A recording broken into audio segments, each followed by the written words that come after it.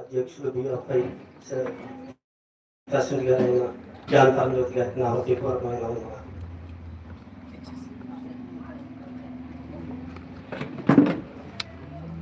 చక్కరపాటు పాడి దేవునామాన్ని గర్పరిచిన శరీరానికి ప్రత్యేకమైన తెలియజేస్తున్నాం. సమయంలో మరి దేవుని వాక్యాన్ని వినడానికి ముందు నా మధ్యలో విజయవాడ నుండి మన మధ్యకి వచ్చిన మేరీ సిస్టర్ గారు అక్కయ్య గారి గురించి కొన్ని విషయాలు ఒక 5 నిమిషాల్లో చెప్తారు. దానికంటే ముందు కృష్ణుడి ప్రేమతో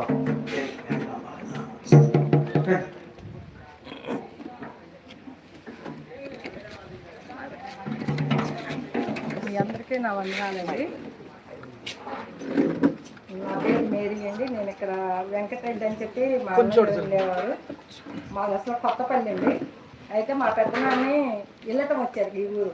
అయితే నేను చిన్నప్పటి నుండి కొత్తపల్లి నుంచి ఈ ఊరు బాగా వచ్చేదాన్ని. నేను 83, 84 అట్లా వచ్చేదాన్ని. అయితే మా పెద్దనాన్నకి మా పెద్దమ్మ లేదు. చిన్నప్పుడే మా అన్నయ్య చిన్నప్పుడే మా పెద్దమ్మ చనిపోయింది. అయితే మా అన్నయ్య చిన్నప్పుడు నన్ను తీసుకొని వచ్చేవాడు, కానీ జల్లేసే వాళ్ళు ఎవరు ఉండేవాళ్ళు కాదు. అయితే ఎక్కడెక్కడ తీసుకొచ్చి నాకు జల్లు తీసుకొని వెళ్ళేవారు. అక్క నా పేరుని అమ్మ నువ్వు ఎప్పటికైనా చర్చికి వెళ్తారా అని చెప్పేది. అయితే మేము హిందువులుగానే ఉండేవాళ్ళం. అయితే నా మ్యారేజ్ అయింది. నన్ను పల్లగిరి అని నందిగాం దగ్గర పల్లగిరి ఇచ్చారు. అయితే నన్ను మేనమామ కొడుకు ఇచ్చారు. అయితే నేను అప్పుడప్పుడు మా అన్నయ్య దగ్గరకు వచ్చేదాన్ని. వచ్చినప్పుడల్లా ఈ అక్కని నేను కలవకుండా వెళ్ళేదాన్ని కాదు. వచ్చేదాన్ని మా అన్నయ్య తీసుకొచ్చేవారు. కాసేపు కూర్చునేదాన్ని. మందిరంలో నేను ప్రార్థన కూడా చేసుకున్నాను. అయితే ఒక రోజు అక్కకి నేనేం తేలేదు అని చెప్పి ఒక 2 వందలు ఇవ్వకపోతే, అమ్మ మేరీ మీరందరూ చదువుకుంటే చాలు, దేవుడు చూడాలి ఎవరినైనా, నువ్వు నాకు కాయలు తేలేదా, 2 వందలు ఇస్తున్నావు కానీ నాకు తీసుకోవా అనిపించలేదురా, దవిజనులు ఉంటే దవిజనులు చేతిలో పెట్టేదాన్ని కానీ అన్నారు. సరే లెక్క నేను ఎందుకో నాకు ఇవ్వాలని, కాయలు తేలేదు కాబట్టి ఇవ్వాలనుకుంటున్నాను అక్క అన్నా కూడా, సరేలేరా కొంచెంసేపు ప్రార్థన చేసుకుని వెళ్ళి అమ్మని. వాళ్ళ నాన్నగారు వాళ్ళ చెల్లి వాళ్ళకి 2 పని మనుషులు ఉండేవాళ్ళ ఇంట్లో. నా చిన్ననాటి ఎంతో ఈ అక్కకే నాకు చాలా ప్రేమ ఉండేదన్నమాట ఈ అక్క మీద నాకు. అయితే మేము మళ్ళీ విజయవాడ భవానీ పాలనలో బట్టి 30 సంవత్సరాలు అవుతుంది.